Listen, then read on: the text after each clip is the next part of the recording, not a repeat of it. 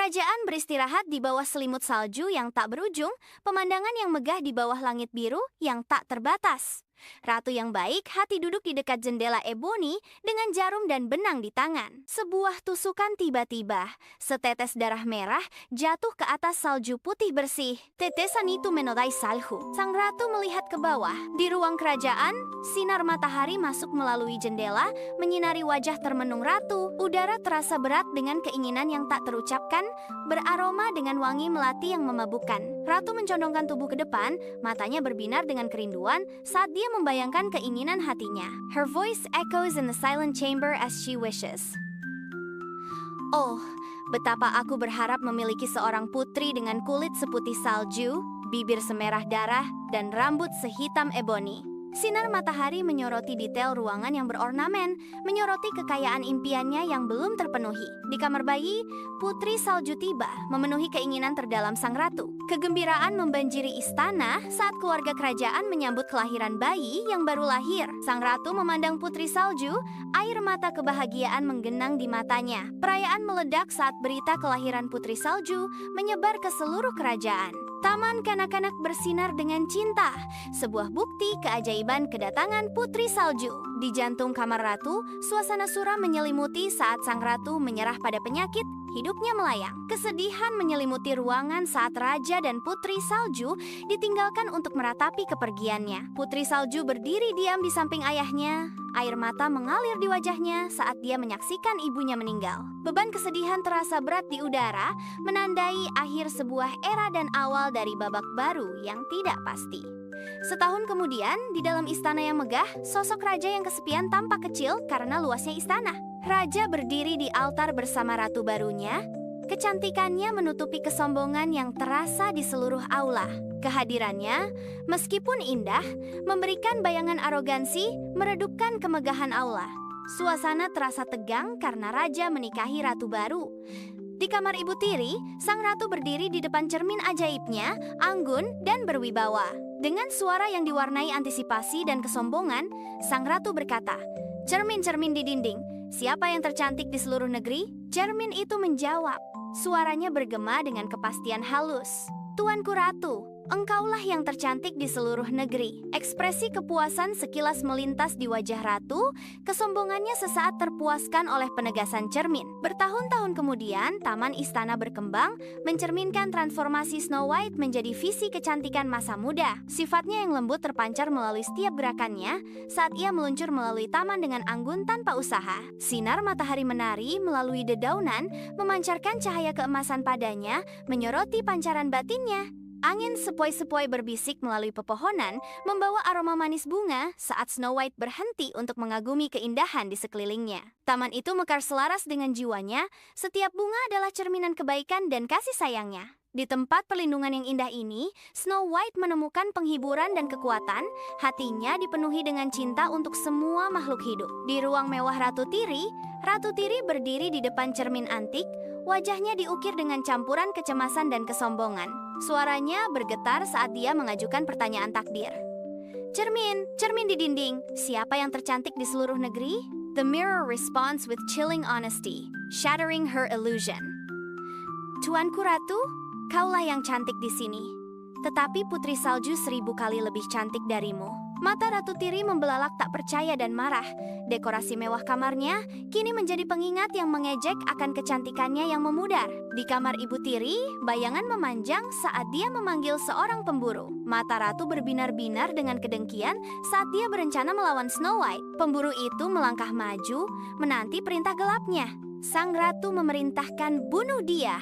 Wajah sang pemburu mengeras, memahami tugas suram di depan. Perintah itu bergema, menyegel nasib Snow White di ruang yang gelap. Di hutan-hutan yang lebat, seorang pemburu memimpin putri salju ke dalam, di mana keindahan alam terbentang di sekitar mereka. Mata putri salju membelalak saat dia menatap hutan yang mempesona. Sinar matahari menembus kanopi, menerangi dasar hutan saat putri salju melanjutkan perjalanannya. Pemburu itu berhenti. Ekspresinya tidak terbaca saat putri salju berlutut, terpikat oleh bunga liar. Jari-jari Putri Salju dengan lembut menyentuh kelopak bunga, wajahnya berseri-seri dengan kegembiraan sederhana. Terserap dalam kekagumannya, Putri Salju tetap tidak menyadari konflik batin sang pemburu. Di jantung hutan, sang pemburu mengangkat pisaunya, siap untuk menyerang. Tapi kepolosan di mata Snow White menembus hatinya. Sang pemburu mengalah, tekadnya runtuh saat dia melihat Snow White. Dia memerintahkan Snow White untuk melarikan diri, tidak pernah kembali. Di hutan yang lebat dan gelap, Putri Salju berlari kencang,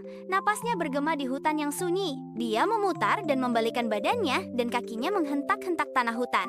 Setiap langkah adalah upaya putus asa untuk melarikan diri dari yang tak terlihat. Bayangan memanjang, dan hutan sepertinya semakin mendekat padanya. Pohon-pohon menjadi garis-garis kabur saat dia berlari melintasi semak belukar. Jantungnya berdebar-debar di dadanya, seperti drum yang panik di tengah hutan. Di jantung hutan, Putri Salju mendekati sebuah pondok yang kuno. Pondok itu kecil, menjanjikan tempat perlindungan yang hangat dan aman. Dia berhenti sejenak, mengamati pemandangan itu, rasa takyub memenuhi dirinya. Janji perlindungan menariknya lebih dekat, langkah demi langkah dengan hati-hati. Bayangan menari di malam hari, tetapi pondok itu bersinar dengan cahaya yang mengundang. Dia berdiri di depan pintu, pondok itu mercusuar di hutan yang gelap. Putri Salju dengan hati-hati melangkah ke dalam pondok kuno, bagian dalamnya bermandikan cahaya lembut yang mengundang. Dia menemukan meja yang dihiasi dengan 7 piring kecil, masing-masing menjadi bukti pesona unik pondok itu. Karena rasa lapar, Putri Salju mencicipi sedikit dari setiap hidangan, menikmati pesta yang tak terduga. Kelelahan, Putri Salju menyerah pada tidur di salah satu tempat tidur kecil, menemukan penghiburan di lingkungan yang sederhana. Saat malam tiba, 7 kurcaci kembali dari tambang permata. Para kurcaci mendekati pondok mereka. Di dalam, mereka menemukan Snow White tidur nyenyak. Para kurcaci menatap dengan takjub pada Snow White yang sedang tidur. Bisikan memenuhi ruangan saat para kurcaci merenungkan kedatangan misterius itu. Di dalam pondok kurcaci, Putri Salju duduk, dikelilingi oleh kurcaci yang penuh perhatian. Cahaya pagi melukis pemandangan melankolis. Putri Salju memulai kisahnya. Suaranya bergetar karena emosi, namun dipenuhi dengan tekad yang tak tergoyahkan. Putri Salju menceritakan kisahnya kepada para kurcaci. Para kurcaci mendengarkan dengan saksama, wajah mereka dipenuhi simpati dan kekaguman saat Putri Salju berbagi ceritanya. Mereka menawarkan Putri Salju untuk tinggal bersama mereka. Di dalam kamar Ibu Tiri, keheningan yang menyeramkan menggantung saat dia bersiap untuk berkonsultasi dengan cermin ajaibnya. Suaranya bergema di ruangan saat dia mempertanyakan cermin, mencari kepastian akan kecantikannya. Cermin itu berkilauan, dan penglihatan Putri Salju muncul menentang rencana jahat Ibu Tirinya. Kemarahan mengubah wajah Ibu Tiri saat dia mengetahui keberadaan Putri Salju yang berkelanjutan. Kemarahan Ibu Tiri semakin menjadi saat dia bersumpah untuk menyingkirkan Putri Salju sekali dan untuk selamanya. Ibu Tiri yang jahat menyamar sebagai wanita tua, mendekati pondok kurcaci, sorot mata yang menyeramkan di matanya yang sudah tua. Dia mengetuk pintu pondok, wajahnya berkedok kebaikan palsu saat dia menunggu Snow White. Putri Salju membuka pintu, tidak menyadari bahaya yang mengintai di balik penyamaran wanita tua itu. Ibu Tiri menawarkan renda yang tampaknya tidak berbahaya. Niatnya tersembunyi di balik lapisan kemurahan hati. Saat tali mengencang, Snow White tersentak. Penglihatannya kabur saat kegelapan turun.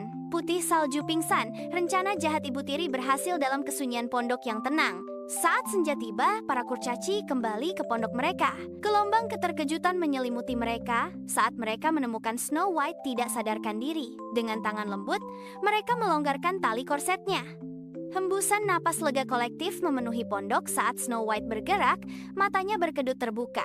Putri Salju sadar kembali. Di pondok kurcaci, ratu jahat itu menyamar sebagai seorang wanita tua, matanya bersinar dengan kebencian. Dia mengulurkan sisir beracun kepada Putri Salju, suaranya meneteskan kemanisan palsu. Putri Salju menerima sisir itu, tidak menyadari bahaya yang mengintai di balik giginya. Sisir itu menyentuh rambut Putri Salju.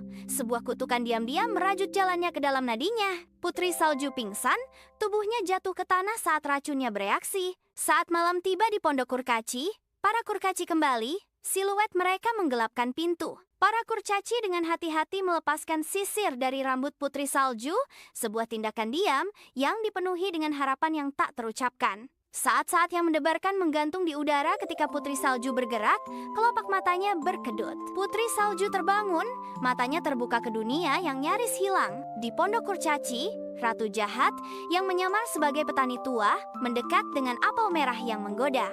Putih Salju dengan naif mengambil apel dari wanita tua itu. Dia menggigit apel itu, matanya membelalak kaget. Putri Salju jatuh ke tanah, tak bergerak, seolah-olah mati. Para kurcaci kembali ke pondok kurcaci, wajah mereka dilukis dengan kekhawatiran. Gelombang kesedihan menyelimuti mereka saat mereka menemukan Putri Salju tak bernyawa di lantai. Dengan hati yang berat, mereka membuat peti mati dari kaca. Kejernihannya mencerminkan keputusasaan mereka. Mereka menempatkan Putri Salju di dalam peti mati di puncak bukit tempat sinar matahari menyinari tempat peristirahatan terakhirnya. Di puncak bukit, seorang pangeran muda melihat peti mati kaca dan di dalamnya Snow White beristirahat dalam tidur abadi. Terpesona oleh kecantikannya, sang pangeran menyerah pada cinta pada pandangan pertama. Hatinya kini tertawan. Sang pangeran memohon kepada para kurcaci untuk membawa Snow White ke istananya. Permintaan diam bergema di seberang puncak bukit menyegel nasib Snow White. Jauh di dalam hutan, para pelayan pangeran tersandung mengguncang peti mati. Dampaknya melepaskan apel beracun dari tenggorokan Snow White. Putri Salju hidup kembali. Matanya berkedip terbuka saat kehidupan kembali padanya. Pangeran dan Putri Salju bersatu dalam pernikahan, memulai hidup bahagia mereka selamanya.